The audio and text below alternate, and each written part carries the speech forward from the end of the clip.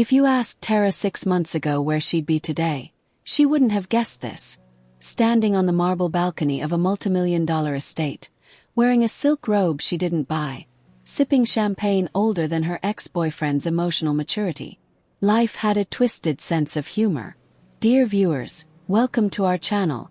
Subscribe to receive more stories every day. But let's rewind. Andrew's words echoed in her ears like a cruel refrain, even weeks later.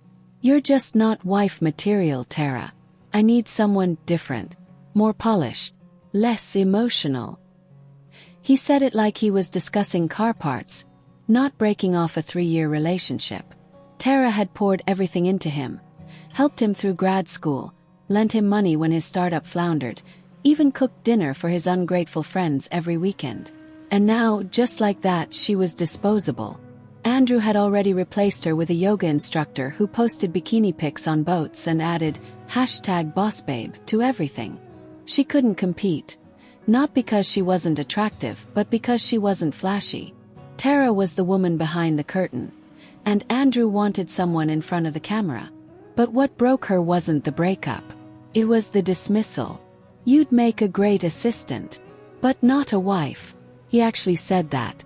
So Tara disappeared, deleted her socials, quit her job, packed her things and drove 3 states away to start over. Somewhere quiet, somewhere clean. The first time she met Richard Langston, she was working the front desk of a luxury mountain resort. Temporary gig, just something to get by. He came in wearing a soft cashmere coat, with a kind of confidence that wasn't loud, it just was. Salt and pepper hair, clear eyes, and that kind of stillness that made everyone else seem like they were rushing. He smiled. You have the kind of presence that people remember, he said. She blinked. Excuse me. You welcomed me without saying much. That's rare. He was polite, handsome in a quiet, stately way. And rich. That was clear from the start. But it wasn't about money. Tara wasn't impressed by flashy things anymore. Not after Andrew. Still, Richard intrigued her. He asked thoughtful questions. Listen. And when she finally told him, weeks later, that she'd recently been through a bad breakup, he just nodded and said, "Then he's an idiot." Started with tea. Richard invited her to the lounge for a quiet drink. No pressure. No weirdness. Just interest. The way he looked at her wasn't predatory. It was almost reverent. Over time, their conversations deepened. He told her about his late wife, about the way grief had hollowed him out, about how his son was always too obsessed with image and status, how they hadn't spoken in nearly a year. Tara listened. That's what she was good at. And eventually she shared her side too. Her dreams, her regrets, the business idea she'd shelved to support a man who didn't believe in her. Richard said something that would stick with her forever. Don't let one shallow man bury a brilliant woman. By then, she didn't just like him. She respected him. 3 months into their conversations, Richard asked her to dinner. Off-property. In town. The moment she walked into that restaurant wearing the navy dress he'd sent her, every eye turned. She wasn't Andrew's quiet little shadow anymore. She was glowing. And Richard saw it. Dinner turned into regular dates. Regular dates turned into weekend getaways. Then he made a proposal. I'm thinking of retiring early. I want to start a foundation. And I want you to help run it. Tara blinked. You barely know me. I know you better than most. And I trust you. He gave her a chance, something Andrew never did. So she took it. And a month later she took something else. His last name. It was small, elegant, classy. The kind of wedding Tara never imagined for herself. No drama. No exes. Just love and clean beginnings. Except for the one unexpected guest. Andrew. He showed up uninvited, wearing a smug smile, with a new girlfriend on his arm. Didn't think you had it in you, Tara, he said, glancing around at the flowers, the rings, the wealth. Guess gold digging is wife material after all. Tara didn't flinch. But Richard heard. After the ceremony, Richard pulled Andrew aside. No yelling, just a whisper. and a look that could freeze glass. Andrew left the reception early. His date followed, and Tara felt something she hadn't in months. Peace. But it wouldn't last. Married life with Richard wasn't what Tara expected. It was better. He treated her like a partner, not a trophy. Gave her space to design the foundation from scratch. Listened to her ideas. Encouraged her to hire staff. Invest in women-led startups. Felt surreal. Andrew faded into the background. Until Richard took Tara on a visit to the Langston family estate. It was massive. Old money. Portraits of ancestors. Winding staircases. Art that belonged in museums. "This will all be yours one day," Richard said, squeezing her hand. Tara smiled. But deep down something twisted. It wasn't greed. It was disbelief. How had her life changed this much? And then, just as they finished touring the wine cellar, Richard collapsed. It was a stroke. Silent. Sudden. Tara stayed at the hospital day and night. Slept in chairs. Ignored texts. Refused to leave until he opened his eyes. When he did, he squeezed her hand and said, "Make sure they don't steal it from you." She didn't understand at first. But she would. 2 weeks later, Richard passed away in his sleep. The funeral was cold and crisp. Andrew arrived in black, crocodile tears in his eyes. His new girlfriend wore designer sunglasses and didn't speak a word. The will was read 3 days later. Tara sat between Richard's lawyer and his housekeeper, numb. Andrew smirked when his name was mentioned.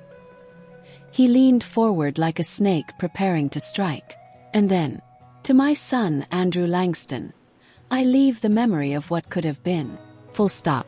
That was it. Tara stared in shock. Andrew turned red.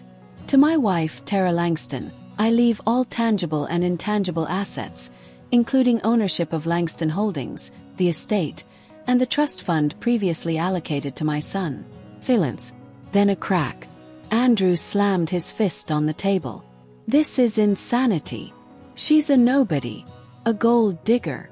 The lawyer didn't blink. Mr. Langston had full capacity when he signed. "He made revisions shortly after your appearance at the wedding." Tara couldn't breathe. Felt like too much. But the real twist. That hadn't come yet. Andrew tried to contest the will. Of course he did.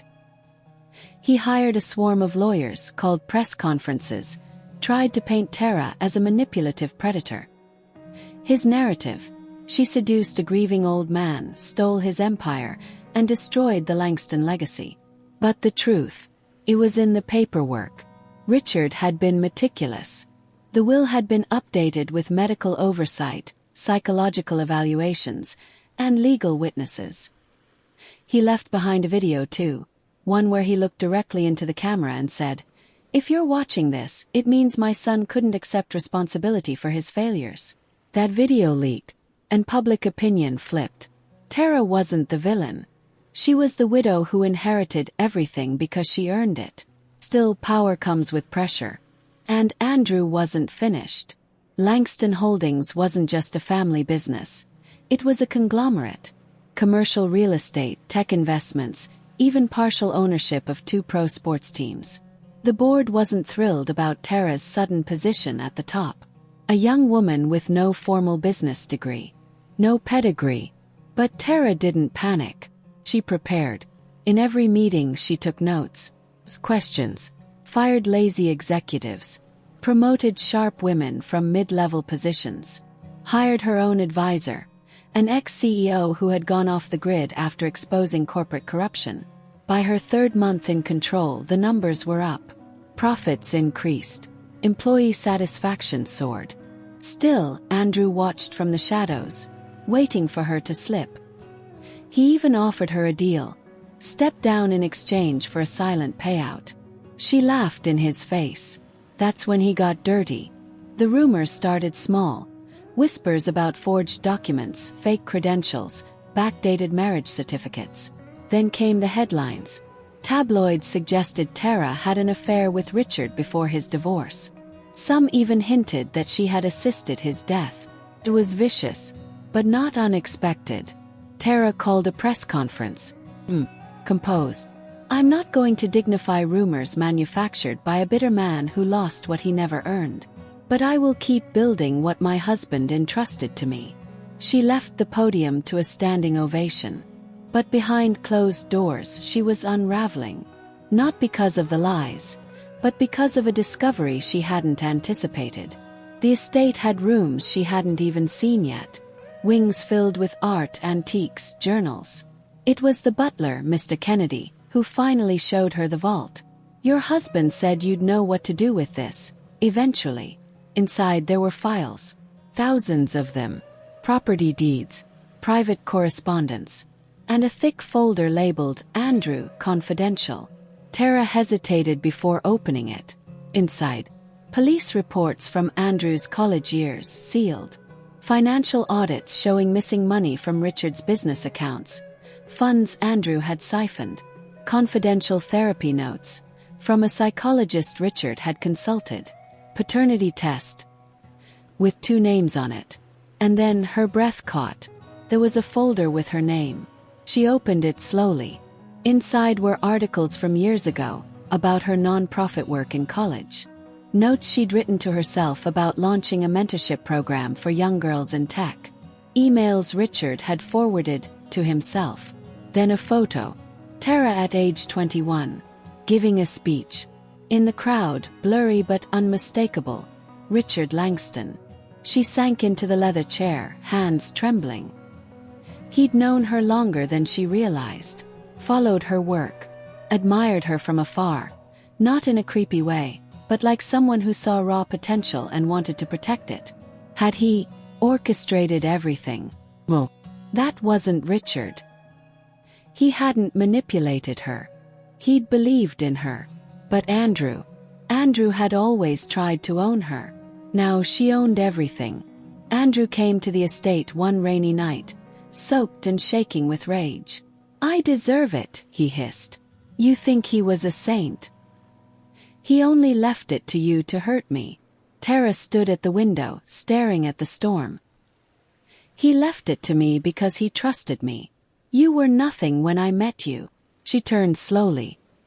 Is he? I was everything. You just didn't see it.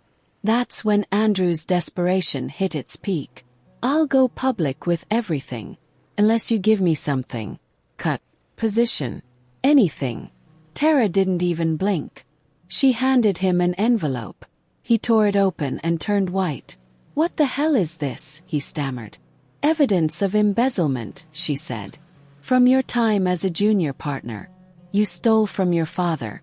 He knew. He kept it sealed. Unless you ever tried to destroy his legacy. You wouldn't. Oh, I already did, she said. It's in the hands of federal investigators. Andrew collapsed into the nearest chair. This isn't justice. This is revenge. Tara smiled. No, this is an inheritance. You just didn't earn it. News broke the next day. Heir under fire. Langston's son accused of financial fraud. Andrew's assets were frozen. Sponsors pulled out. His influencer girlfriend dumped him mid-live stream. Tara didn't gloat. She simply continued the work. She launched the Langston Women's Fund. Donated millions to educational tech initiatives. Started a mentorship pipeline for underprivileged girls in STEM. But the public wanted more. They wanted the story. They wanted to understand how she'd gone from assistant to queen in less than a year. So she agreed to a documentary. Not to glorify herself, but to set the record straight. It aired 6 months later. And the final scene was a never-before-seen video of Richard. I used to think legacy was blood, he said, voice slow and tired. But it's not. Legacy is character. And Tara, she's the daughter I wish I'd had. After the documentary aired, Tara became a media darling. Women praised her. Critics called her cunning. And somewhere in the shadows, Andrew seethed. His name was mud. His businesses were frozen. His so-called friends ghosted him. But Tara wasn't celebrating. She was exhausted. One afternoon, while reorganizing Richard's old study, She found a sealed envelope tucked between the pages of a financial ledger. Her name was scrawled across it in Richard's handwriting. Inside was a letter. If you're reading this, it means you've inherited more than money. You've inherited weight. The truth is heavier than wealth, but I believe you can carry it. I never told you everything about Andrew's mother. I didn't want to poison you against him. But now you deserve to know what kind of man you've truly outgrown. Her fingers trembled. The next lines were a revelation, and a key to the final, most devastating truth of all. The letter spoke of a woman named Denise, someone Richard had loved before he ever married Andrew's mother. Denise had been brilliant, kind, and had worked in legal reform. But the relationship ended when she suddenly vanished. Years later, Richard learned she'd had a daughter. He suspected the girl was his, but Denise refused contact. She doesn't need your name. She needs freedom. He respected her wishes. That girl had grown up in foster care, had earned scholarships, had once launched a non-profit for underprivileged kids. That girl was Tara. Tara dropped the letter. Well, it couldn't be. She reread it 3 times, connected the dots. Richard had found her, chosen her, believed in her because he knew. She wasn't just his wife. She was his daughter. The world swam around her. Everything suddenly made sense. The quiet admiration, the protection, the guidance. His decision to marry her had never been romantic in his heart. Had been legacy, preservation, a way to ensure she got what she was always owed. But she had loved him, as a mentor, a man who saw her when no one else did. And now, she felt betrayed, disoriented. She took a week away from the estate. No calls, no interviews, just silence. Then came the knock on the cabin door. Andrew. He looked ragged. Hello. Desperate. I know, he said, stepping inside without invitation. I saw the documentary, and I saw the papers. You're his daughter, aren't you? Tara said nothing. He laughed bitterly. So let me get this straight. I dumped you and you married my dad, who turned out to be your dad. What the hell is this, some Greek tragedy? No, she said calmly. It's poetic justice. Justice. His voice cracked. You humiliated me, ruined me, took everything. You took more, Andrew. You took years of my life, my confidence, my dreams. You made me feel small. You told me I wasn't wife material. And you were right. He blinked. I wasn't wife material, she continued. I was heir material. He stepped back, rattled. But you're just like your mother, she added coldly. You only love things you can control. That's why she left your father. That's why I left you. Andrew collapsed into a chair, defeated. I have nothing, he whispered. Tara looked at him. Then maybe, for the first time in your life, you'll learn who you really are. She handed him a sealed envelope. Inside, access to a small trust Richard had left in a contingency clause. Something modest but enough to start over. I'm not vindictive, she said. But I won't carry your weight anymore. Back in the city, Tara made a quiet decision. She stepped down as CEO. Appointed a brilliant black woman from the foundation to run Langston Holdings. Her name was Grace Porter. Sharp, honest, and powerful. Tara rebranded the Langston Foundation under her own name, the Mercer Initiative, after her birth name, after the woman who raised her alone, Denise Mercer. And she started something new. Not a company, not a startup. Legacy. She used the remaining wealth to create programs that made it impossible for girls like her to be overlooked. Girls who were told they weren't wife material. Girls who had been betrayed, abandoned, underestimated. She gave them lawyers, mentors, patents, power. A year later, Tara stood at a gala. The foundation's annual event had become a national celebration of women's brilliance. She stood backstage, watching Grace deliver the keynote speech, feeling proud and light for the first time in years. Then someone approached her quietly.